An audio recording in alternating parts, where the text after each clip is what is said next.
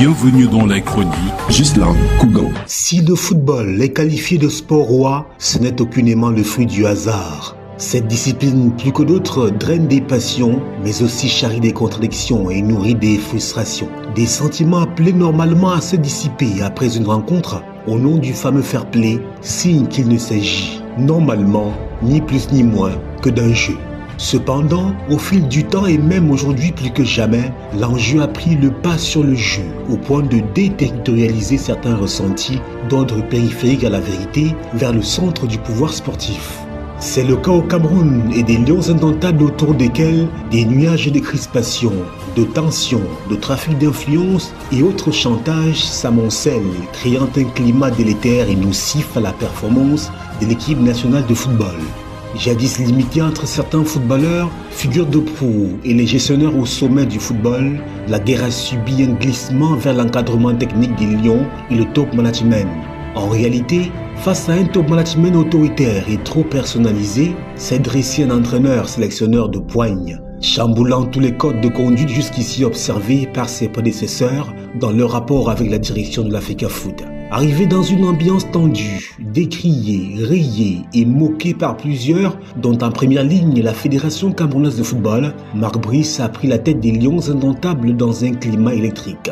Le technicien belge taxé de brocante, parler, l'audateur de Tinga a su, contre vents et marées, rester zen et plus encore, opposer une riposte farouche à tous ceux, sans exception, qui par quelque scénarisation ubuesque que ce soit, essayaient de le rabougrir. Marc Brice a même fait mieux, en donnant quelques répliques demeurées légendaires contre des attaques subies en mondovision.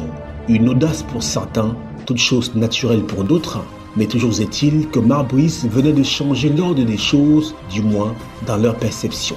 L'homme avait pleine conscience de son travail et de l'étendue de son pouvoir au sein de l'équipe nationale, dont le gouvernement camerounais lui avait confié la lourde mission de mener vers des victoires glorieuses.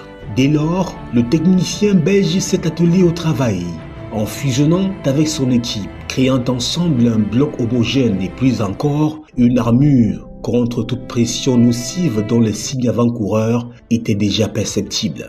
Toutefois, le conflit MINSEP-Africa Foot n'allait pas arranger les choses, bien au contraire. Le technicien belge était devenu la cible d'une attaque groupée bien huilée. S'accrochant à son poste parce que conforté par le ministère des Sports, le camp d'en face était décidé à pousser le bouchon jusqu'au bout et à faire piller par tous les moyens le sélectionneur. Une adversité endiguée grâce au mental d'acier de l'ex-policier belge, paré à toute épreuve. Mais le sommet du conflit a été atteint lorsque des manigances destinées à saper le moral des joueurs et briser leur carrière ont commencé.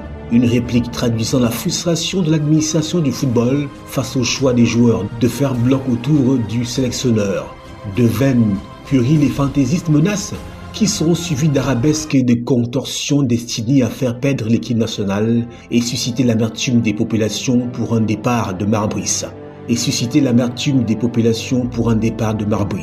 Malheureusement pour ces nombrilistes, Marc Brice est allé de succès en succès, au point de qualifier les Lions indomptables pour la phase finale de la Coupe d'Afrique des Nations Maroc 2025 avec à la clé, s'il vous plaît, une performance de 4 victoires et 2 matchs nuls, soit 14 points, premier du groupe J.